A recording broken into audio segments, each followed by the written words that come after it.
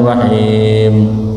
Waj'al li waziran min ahli Harun akhi usdud bihi azri washriku fi amri kay nusabbihaka katsira wa nadhkuraka katsira innaka kunta bina basira. Qala qad utita su'laka ya Musa wa laqad mananna 'alaika marratan ukhra.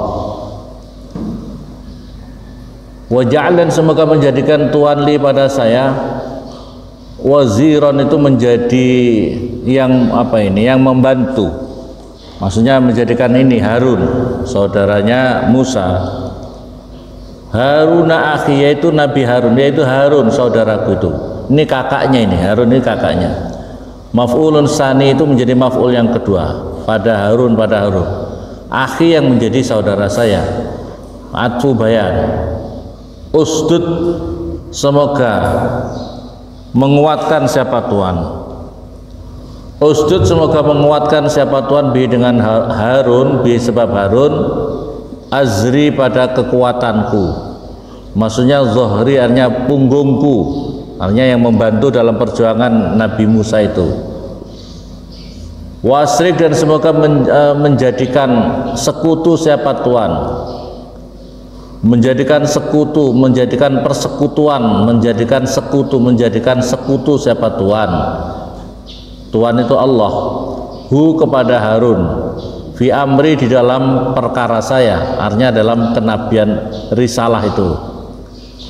Risalah maksudnya adalah di dalam mengemban risalah dari Allah itu. Wal fi'lani, utawi dua fi'il, bisighatil amri, dengan sighat amar. Wal mudhari', dan fi'il mudhari' al majzum, yang dijazmkan. Wa asyrik, asyrik itu asyrik ya, itu wa huwa, utawi asyrik itu jawabut talab, itu adalah menjadi jawabnya talab. Nah, perhatikan di sini. Jadi kita kalau membaca itu ngerti itu syarat apa itu tolabul amr, harus sampai kepada tolab. Ini harus paham. Kalau tidak paham kita tidak ngerti, dan ini pentingnya ilmu nahwu. Kay nusabbiha, agar supaya membaca tasbih siapa kami, ka kepada Tuhan Allah, tasbihan dengan pembacaan tasbih kasiron yang banyak, kasiron yang banyak. Wa nazkuru, dan berzikir siapa kami, ka kepada Tuhan, Tuhan ini Allah, zikran, pada zikir kasiron yang banyak. Innaka, sesungguhnya Tuhan, Tuhan itu Allah, kunta, ada siapa Tuhan Allah, bina, kepada kami itu basiran, itu zat yang mengetahuinya, zat yang mengetahuinya. Perhatikan di sini. Jadi ini adalah perjalanan dakwahnya Nabi Musa, Nabi Harun, Nabi Musa, Nabi Harun. Jadi di sini seorang pejuang, Nabi Musa, Nabi Harun, seorang pejuang diperintahkan oleh Allah untuk berdakwah kepada Fir'aun dan bala tentaranya. Nah, terus kemudian di sini adalah kainusabbihaka, ini adalah apa itu Nabi Musa, agar kami membaca tasbih kepadamu yang banyak, kami berzikir kepadamu yang banyak. Innaka kunta bina basira, sesungguhnya Tuhan adalah kunta, ada siapa Tuhan, bina, dengan kami, basiran itu zat yang mengetahui. Seorang pejuang dakwah, seorang yang tidak hanya dakwah itu bisa dalam sekup kecil, sekup yang besar. Sekup yang kecil adalah ya mendakwai diri kita, mendakwai keluarga, itu dakwah. Jadi dakwah itu tidak boleh ditinggalkan. Nah, dakwah itu ya tinggal apa itu sekupnya kita. Kalau memang kita bisa lebih luas ya lebih luas. Kalau memang tidak, mendakwai diri kamu. Dakwah itu artinya mengajak.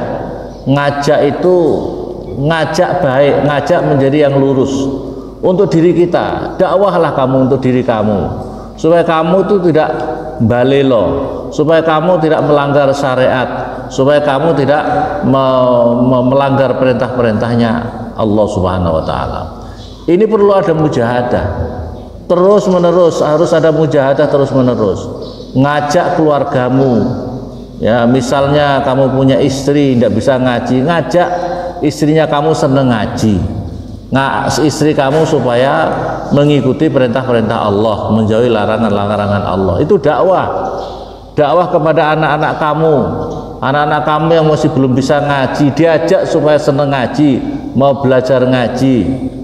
Dan ini harus, orang yang mengajak ini harus punya apa? Punya planning, ya, punya planning apa sih kebutuhan anak untuk keluarga anak saya itu harus bisa ngaji minimal, ya.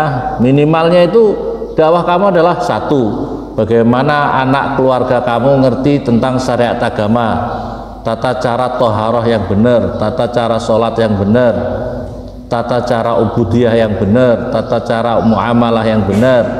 Yang kemudian sebagai seorang muslim, kita ini ditinggalkan oleh Rasulullah suatu pusaka yang harus dijaga, Al-Quran dan hadis. Ngakunya Islam tapi tidak mau belajar hadis.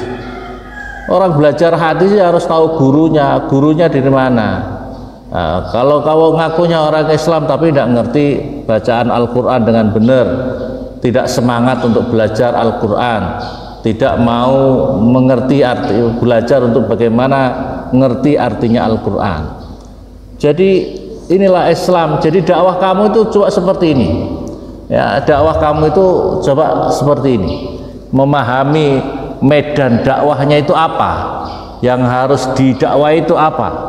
Paling tidak ngajak diri kamu, keluarga kamu, lingkungan kamu untuk menjadi mengerti terhadap kebutuhan dasar sebagai seorang muslim, muslimah itu apa.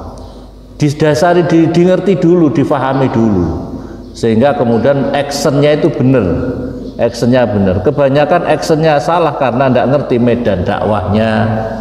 Aku orang Islam tidak ngerti baca Al-Quran dengan benar, tidak ngerti tafsir Al-Quran, tapi pede nih, Masya Allah, ya, pakai jubahnya Masya Allah, imamahnya Masya Allah, tasbihnya Masya Allah, baca Al-Quran tidak ngerti tafsirnya, tidak ngerti apa ngerti. Makanya penting, ya. Nah, medan dakwah itu harus disertai dengan penguatan kedekatan kita kepada Allah. Di sini kayak nusabbihaka katsira wa nadzkuraka katsira, agar kami supaya senantiasa membaca tasbih kepadamu. Jadi orang ahli zikir, orang harus banyak zikir. Jak zikir males-males, ya. Jak zikir males-males. Punya bacaan tasbih kamu setiap hari semalam berapa? Maka harus difahami, ya. Oleh karena itu Mbah Kiai Maimun itu mengijazahkan kalau maunya subhanallah walhamdulillah subhanallah aladzim astagfirullah minimal pagi. Kalau habis ngasar ditambah subhanallah wa bihamdih subhanallah wa bihamdih subhanallah wa bihamdih subhanallah 100 subhanallah wa bihamdih subhanallah aladzim 100 habis maghrib. Ini Mbah Kiai Maimun. Mbah Kiai Maimun yang ijazahkan salah satu muridnya seperti itu. Jadi yang pertama Mbah Kiai Maimun itu yang dijaga adalah subhanallah walhamdulillah subhanallah aladzim astagfirullah 100 qabla subuh, sebelum subuh. Makanya malas-malas tadi wiridan subuh nggak ada yang datang, nah, makanya belum selesai tadi wiridan. Terus kemudian habis asar subhanallah wa bihamdih subhanallah wa bihamdih subhanallah wa bihamdih subhanallah wa bihamdih 100. Habis maghrib subhanallah wa bihamdih subhanallah aladzim subhanallah wa bihamdih subhanallah aladzim 100. Pagi subhanallah wa bihamdih subhanallah aladzim astagfirullah 100.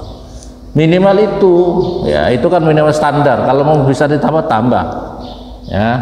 Terus kemudian zikir yang banyak, misalnya sholawat, misalnya la ilaha illallah, azkar aurat yang diajarkan oleh Rasulullah, baca hizib dan sebagainya. Ini adalah sangune pejuang. Sangune pejuang itu, pejuang dakwah itu harus memperdekatkan diri kepada Allah, karena dia yang mengajak orang di jalan Allah. Nah, paham, ya? Karena orang dakwah itu mengajak di jalan Allah. Kalau dirinya sendiri tidak dekat sama Allah gimana? Kalau dirinya tidak dekat sama Allah, bagaimana dirinya ngajak sama Allah, menuju Allah? Paham apa, Pak? Qala qad utita innaka sunnya Tuhan kunta, ada siapa Tuhan bina dengan kami basiran itu zat yang mengetahui.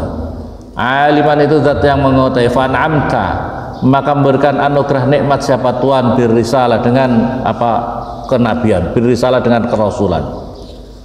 Qala berfirman siapa Allah, qad utita, sungguh diberikan siapa kamu Musa, su'laka pada permintaanmu Musa, ya Musa wahai Musa. Minna daripada kami alaika atasmu wahai Musa, minna daripada kami alaika atasmu ya Musa. Permintaan kamu dikabulkan Musa.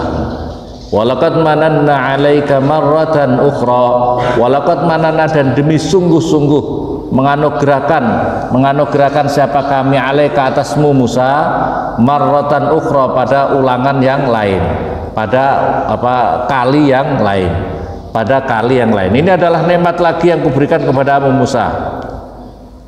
Id karena litaklil id bimana taklil karena auhayna memberikan wahyu siapa kami ila ummika pada ibumu, ila ummika pada ibu manaman di dalam waktu tidur, au ilhaman atau di waktu diberikan ilham.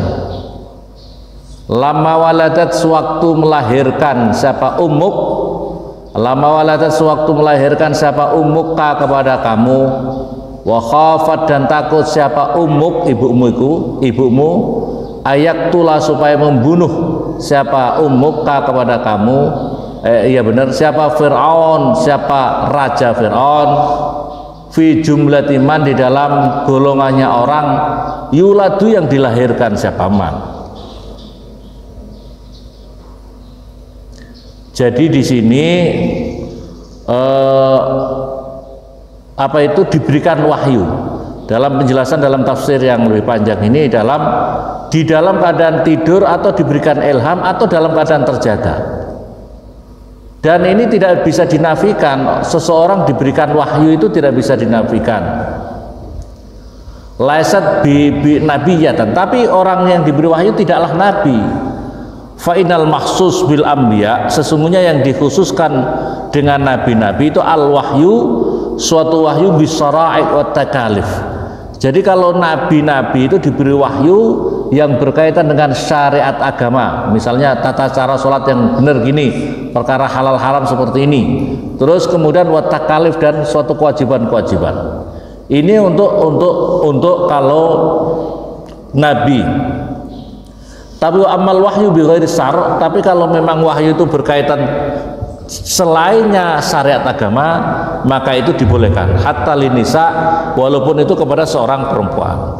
Kama waqa li Maryam ibn Nisa, sebegitulah yang juga diwahyukan kepada Nabi Siti Maryam, kepada Siti Maryam. Siti Maryam bukan nabi, tapi pernah didatangi malaikat, Maryam gini sampai kemudian itu ditiupkan Ruhul Kudus, meniupkan ruh di dalam perutnya Siti Maryam dan kemudian hamil. Ini adalah bagian daripada wahyu, ya. Tapi bukan nabi. Nah, tadi saya disampaikan kalau berkaitan dengan nabi itu adalah berkaitan terhadap perintah tentang syariat agama atau kewajiban-kewajiban agama, ya, kewajiban atau larangan-larangan agama. Lama waladatka adalah ketika dilahirkan Nabi Musa. Kelahiran Nabi Musa itu adalah rattaba Fir'aun atsba'ahu. Fir'aun memerintahkan untuk para pasukannya untuk membunuh setiap anak yang dilahirkan laki-laki pada tahun itu. Jadi katakanlah pada tahun itu Fir'aun memerintahkan semua anak laki-laki itu harus kalau lahir harus langsung dibunuh. Karena ceritanya wadzalika anna Fir'aun ra'a ru'yan halathu. Karena Fir'aun itu suatu malam bermimpi sesuatu yang sangat menakutkan, ya. Maka kemudian mimpi itu disampaikan kepada dukun-dukunnya Fir'aun. Fa'abarat bimauludin, maka kemudian para dukun-dukun itu memberikan tafsir mimpi, akan datang suatu tahun, wahai Tuan Raja, akan datang lahir seorang laki-laki, anak laki-laki di tahun ini, dan itu dia yang akan menghancurkan, meruntuhkan kerajaanmu. Wah, maka marah Fir'aun, kurang ajar ini, akan ada orang yang.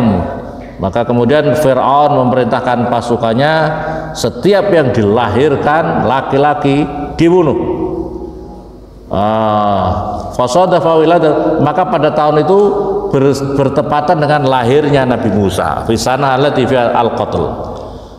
Maka kemudian ketika melahirkan itu ibunya takut, ini laki-laki perempuan, ini laki-laki perempuan, karena pada saat itu tidak ada USG, ini laki-laki perempuan, sembunyi-sembunyi. Wah, sudah diawasi, siapapun juga yang hamil diawasi.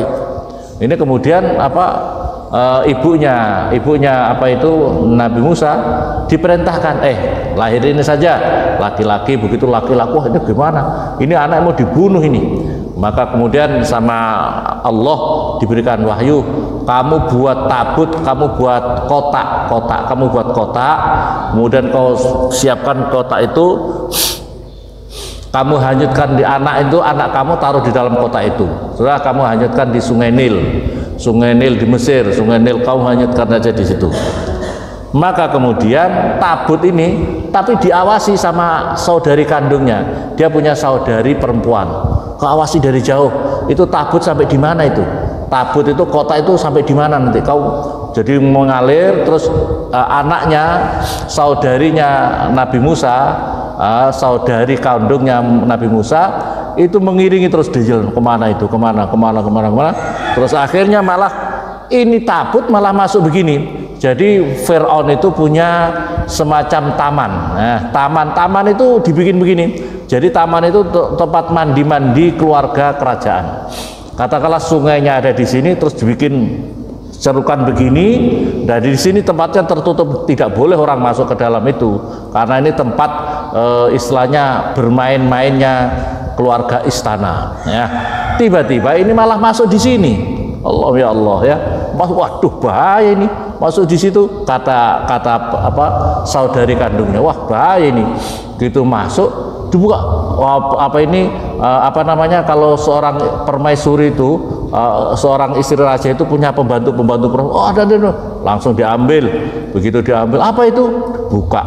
Begitu dibuka, ternyata bayi laki-laki yang sangat tampan. Menurut Fir'aun dan anak orang-orang yang melihat sangat sayang banget terhadap anak itu. Wah ini, Fir'aun ini, wah ini harus bunuh ini laki-laki. Kata istrinya jangan. Kata Siti Asia itu istrinya Fir'aun, yang dia beriman kepada Nabi Musa. Dia beriman, kemudian bunuh, jangan. Ini Allah memberikan mukjizatnya Nabi Musa, anugerahnya Allah kepada Nabi Musa, dan Nabi Musa tetap masih dalam keadaan hidup. Nah, dalam keadaan itu terus kemudian ini ajib lagi. Terus gara-gara kita piara, kita ambil saja jadi anak, kita ambil anak. Kalau jadi anak kita kan tidak akan apa-apa, kan dia itu anak kita nanti. Pokoknya mungkin alasannya macam-macam seperti itu. Terus kemudian kemudian yang jelas ini anak Musa, supaya bagaimana ini merawat ini anak baru lahir ini. Cari ibu-ibu untuk menyusui. Setiap ibu datang tidak mau disusui, nangis, disusui tidak mau. Semua ibu-ibu tolak semuanya. Terus kemudian ini saudarinya Nabi Musa yang ngawasi dari jauh tadi, terus bolehkah saya usul? Kayaknya saya punya orang yang punya kenalan, yang kalau orang itu mungkin keistimewaannya dan lain sebagainya, kalau menyusui mungkin dia mau. Oh ya sudah, panggil. Ternyata terus akhirnya yang dipanggil adalah ibu kandungnya Nabi Musa sendiri. Ibu kandungnya dipanggil, begitu datang disusui dan mau langsung. Wah, berarti tidak apa-apa ya, kamu bawa ini anak saya ini anak saya, tapi kamu piara dulu, kamu susui dulu sampai besar, nanti suruh ke sini. Jadi boleh pulang pergi, malah itu mukjizatnya Nabi Musa sejak kecil di dalam perlindungan Allah Subhanahu wa taala. Jadi yang dikhawatirkan ini kalau Allah menjaga itu, Allah kalau mau menjaga gampang saja. Allah kalau mau menjaga, melindungi seorang pasti gampang ya. Dan ibunya Nabi Musa kalau di dalam keterangan tafsir ini dinamakan wa ismuha Yohanit, ya, nama ibunya namanya Yohanit. Ibunya nama Yohanit. Ma yuha, mana ya biqatil Fir'aun. Bin Jubail ma pada perkara yuha yang diberikan fi amrika di dalam perkara kamu wahai Musa. Wa yubdalu minhu dan dijadikan badal minhu daripada ma yuha. Aniqdifi supaya membuang siapa kamu hi kepada membuang atau menaruh siapa kamu hi kepada anak itu Musa. Alqih artinya memasukkanlah siapa kamu kepada Musa fit tabut di dalam tabut kotak. Fakdi maka kemudian memberikan siapa menaruh siapa kamu. Fakdi maka kemudian menaruh siapa kamu kepada Musa fit tabuti dengan tabut fil yammi di dalam apa itu maksudnya adalah bahrun Nil. Fil yammi itu di dalam sungai Nil. Fil yammi itu di dalam sungai Nil atau Bahrin Nil karena lebar maka kemudian disebut dengan lautan Nil. Fal yulki maka hendaklah apa itu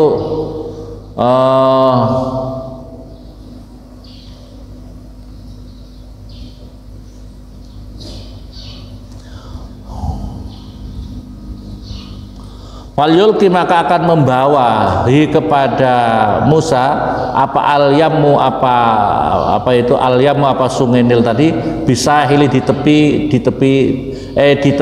Nil syatihi artinya di tepi Nil wal amru tawi perkara itu bimanal khabar dengan artinya apa menceritakan ya'khud maka mengambilhu kepada tabut Ya'khud maka mengambilhu kepada tabut itu yang itu loh apa kotak yang ada bayinya Nabi Musa aduun seorang musuh li pada saya wa aduun dan musuh lahu bagi Musa wahwa utai musuh itu Fir'aun malah diambil sama Fir'aun padahal Fir'aun punya peraturan siapa anak laki-laki dibunuh lahir malah ini malah diambil sama Fir'aun atas usulnya istrinya walqaitu dan kemudian menjatuhkan siapa saya ba'daan akhodu setelah supaya mengambil siapa mereka kepada kamu Musa alaika atas kamu mahabbatan pada rasa cinta minni daripada saya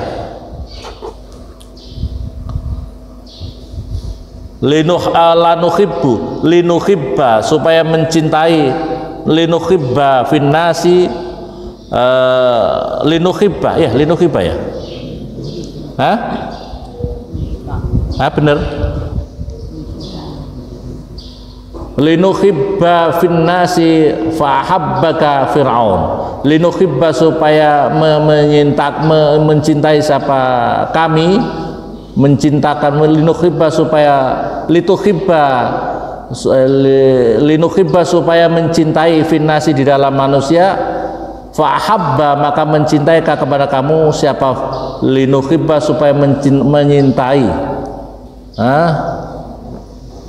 mencintai pakai non apa itu ya lituhibba supaya mencintai siapa kamu finasi di dalam manusia fahabba maka mencintai kepada kamu siapa Fir'aun wa kullu man dan tiap orang ro'a yang melihat siapa man kepada kamu. Jadi malah Allah menjatuhkan rasa cinta kepada Fir'aun dan setiap orang yang melihat kamu. Ini apa walitusna dan supaya dibuat walitusna dan supaya dibuat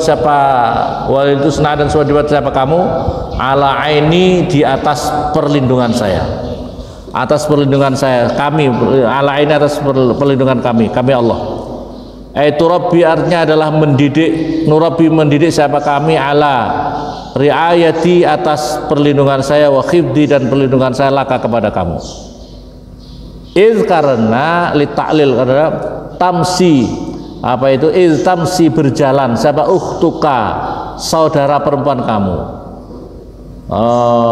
Maryam namanya Maryam itu litata'arrafa supaya mengetahui siapa Maryam khobaroka pada kabarmu. Ini bukan Siti Maryam ibunya Nabi Isa, bukan. Maryam apa ini saudarinya Nabi Musa.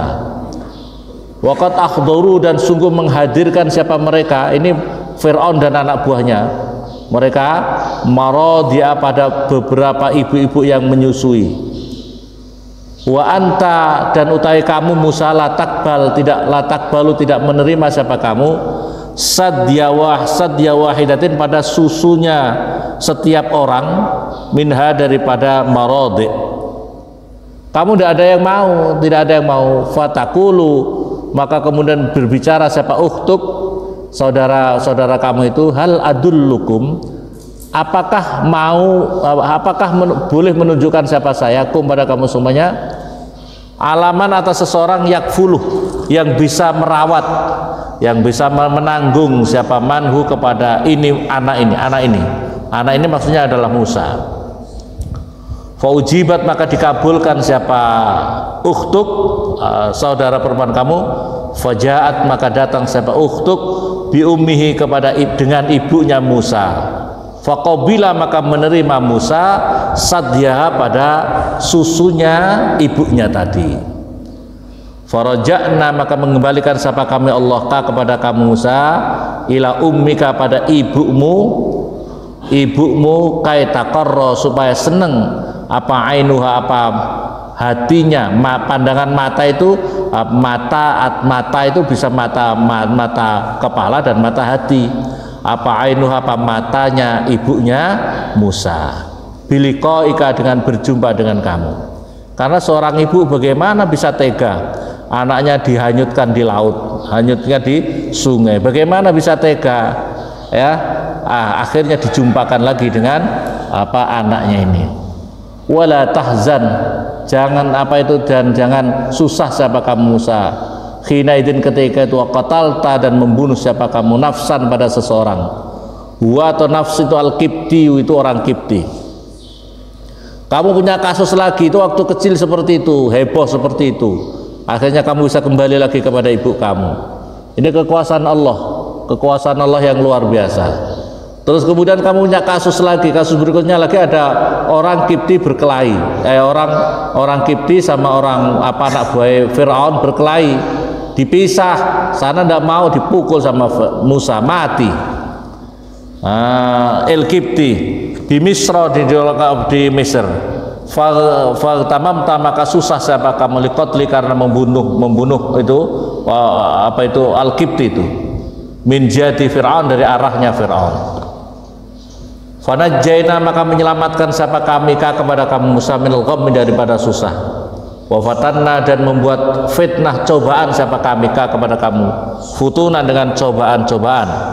Tabarna, artinya menguji siapa kami kepada kamu Musa, bil ibqa'i fi ghairi dzalik, di dalam jatuhnya, fi ibqa, di dalam menjatuhkan, fi ghairi dzalik, di dalam itu semuanya. Wa khalasna, dan menyelamatkan siapa kami Allah kepada kamu minhu, daripada ghairi dzalik tadi ya, ghairi dzalik. Falabista, maka tinggal siapa kamu Musa sininan, pada beberapa tahun. Asron, artinya 10 tahun. Fi ahli Madyan, di dalam desa Madyan atau kota Madyan. Ba'da majika, setelah datangmu Musa ilaiha, kepada Madyan, min Misri, dari kota Mesir. Inda Su'aib, di sampingnya Nabi Su'aib, an-nabi yang menjadi nabi. Kamu berada di sana ikut Nabi Su'aib. Watazawwaja, dan mengawinkan siapa Su'aib kepada kamu bibnatihi, dengan putrinya Su'aib. Wah, kamu akhirnya dinikahkan sama putrinya. Tapi setelah mengabdi 10 tahun, kemudian dinikahkan sama putrinya Nabi Su'aib ya. Sumajita, lantas datang siapa kamu ya Musa, ala qadarin, atas waktu yang sudah ditentukan, fi ilmi, di dalam ilmu saya, birisalah, dengan kenabian, wa huwa utawi qadar itu arba'una sanah, itu 40 tahun, fi umrika, di dalam umur kamu. Ya Musa, wahai Musa, wastona'tu, dan memilih siapa saya kepada kamu Musa, ikhtartu, memilih siapa saya kepada kamu Musa, linafsi, pada diri saya, linafsi, karena diri saya, birisalah, dengan kenabian, idhab, berangkatlah siapa kamu Musa, anta, ya kamu, wa akhuka, dan saudara kamu, ilan nasi, pada manusia, biayati, dengan ayat-ayat saya, atis'i, yang 9. Jadi ayat-ayat mukjizat yang diberikan kepada Nabi Musa, ayat-ayat Allah. Ya diantaranya ayat Allah, yaitu diantaranya dikasih tongkat, dikasih tangannya bisa mengeluarkan cahaya. Walatania, dan jangan lalai siapa kamu Musa, jangan berhenti berhenti siapa kamu ya Musa. Ayat taftar, artinya adalah apa itu, kendo itu berarti kendor. Siapa kamu, jangan berhentilah, fi dzikri, di dalam berzikir kepada saya, bitasbihin, dengan tasbih, wa ghairih, dan selainnya tasbih. Ini perintahnya Allah. Setelah Allah mengangkat Nabi Musa, perintahnya apa? Ya, perintahnya Allah kepada Nabi Musa adalah jangan walatanya fi dzikri. Jangan engkau berhenti, jangan engkau kendor untuk berzikir kepada kami. Berzikir.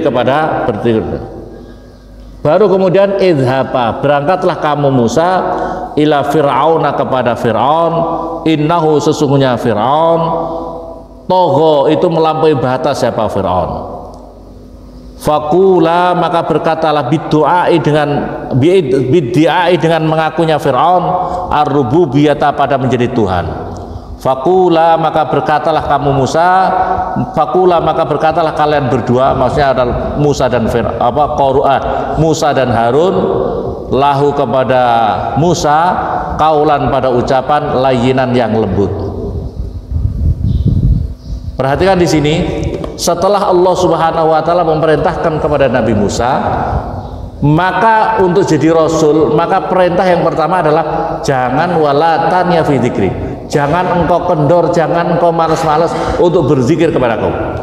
Maka perhatikan di sini, jadi kalau kalian ingin menjadi pejuang-pejuang dakwah, pertama yang harus dilakukan, memperbanyak zikir kita kepada Allah supaya kita semakin dekat sama Allah Subhanahu wa taala.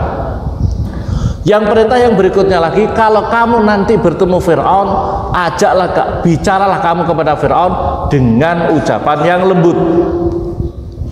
Dengan ucapan yang lembut. Maka seorang pejuang pendakwah itu tidak boleh kasar-kasar. Jadi kalau ada pendakwah yang suka kasar-kasar, suka mencaci maki orang lain, suka mencemooh orang lain, maka tinggalkan itu. Itu bukan ajaran Nabi. Perintahnya Allah saja kepada orang yang paling jahat, Fir'aun. Orang sekarang ini ada orang yang lebih jahat sampai Fir'aun? Ada enggak yang jahatnya lebih jahat dari Fir'aun? Enggak ada. Sama Fir'aun saja perintahnya Nabi Musa, bicara, Harun dan Nabi Musa, bicara kamu dengan ucapan yang lembut. Dakwah itu adalah suatu metode untuk menarik orang lain diajak dakwah. Kalau kamu kasar-kasar, bagaimana mau ngajak? Bagaimana kamu mau ngajak? Makanya metode dakwah harus yang lembut, diajak yang baik, yang baik. Ya, yang perlu diperhatikan di sini. Maka oleh karena itu ada sebuah cerita, saya mau bicara sama kamu dengan kasar. Jangan kalau gitu. Kalau kamu pendakwah kasar, berhenti. Kamu itu pendakwah yang tidak ada pendakwah yang lebih hebat daripada Nabi Musa. Maksudnya umatnya Nabi Muhammad ini. Tidak ada yang lebih hebat mulianya daripada Nabi Musa. Nabi Musa, Nabi Harun saja diperintah oleh Allah dengan bicara yang lembut. Bagaimana kamu bicara kasar? Kamu itu siapa? Kamu kualitas kamu apa? Derajat kamu apa? Kok kamu bicara kasar? Nabi Musa, Nabi Harun saja diperintahkan untuk bicara yang lembut kepada seorang yang lebih jahat daripada orang yang paling jahat, yaitu Fir'aun. Apakah kita lebih jahat daripada Fir'aun? Kok itu saja diperintahkan dengan lembut? Bagaimana kalau kita ngajak yang lebih kok bicara kasar? Kalau ada pendakwah kok bicara kasar, tinggalkan. Itu bukan ajaran yang diperintahkan Allah dan yang diajarkan Rasulullah sallallahu alaihi wasallam. Semoga manfaat. Fatihah.